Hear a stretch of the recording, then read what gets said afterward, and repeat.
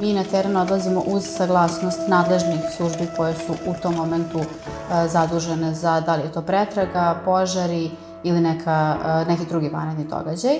Mi interno aktiviramo putem naših kanala komunikacije. Nakon toga svako ko je slobodan i ko može da učestvuje u akciji dolazi.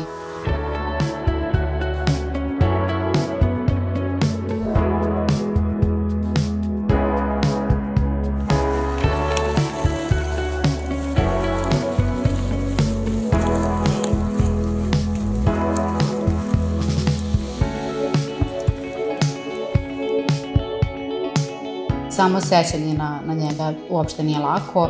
Mi smo došli tamo već oko 12:30, a završili smo sa našim delom rada u 20:30. Znači to je 8 sati aktivnog rada, konstantnog adrenalina koji je prisutan. Naravno i velike odgovornosti. Opet, kada smo izvukli 3 žive osobe, to su jednostavno trenuci koji olakšaju taj dan i tih 8 sati na nogama.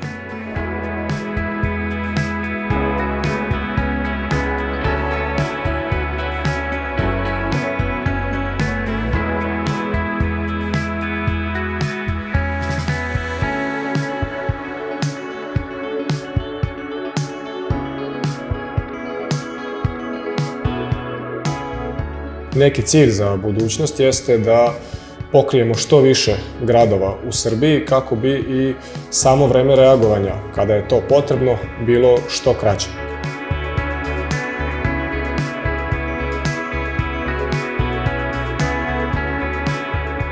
Jedna od onako značajnijih je bila i akcija kada je nestala mala Dunja iz Uba.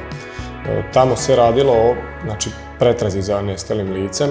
Bilo je specifično zato što je to dete od 2 godine.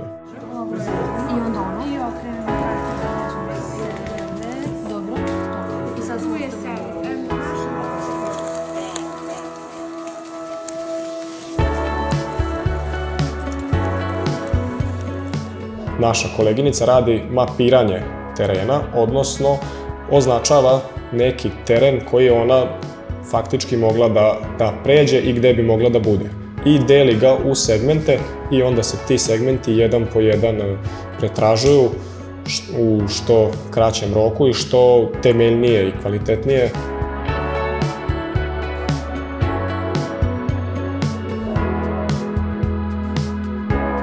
Naša 2 spasilačka psa se nalaze u Beogradu sa svojim vodičem Sanjom i sa njom treniraju. Oni su rase Malinoa, a Malinoa se najčešće bira za ovakve situacije, odnosno za spasilačke pse, baš iz razloga svoje konstitucije, fizičke izdržljivosti, poslušnosti i inteligencije.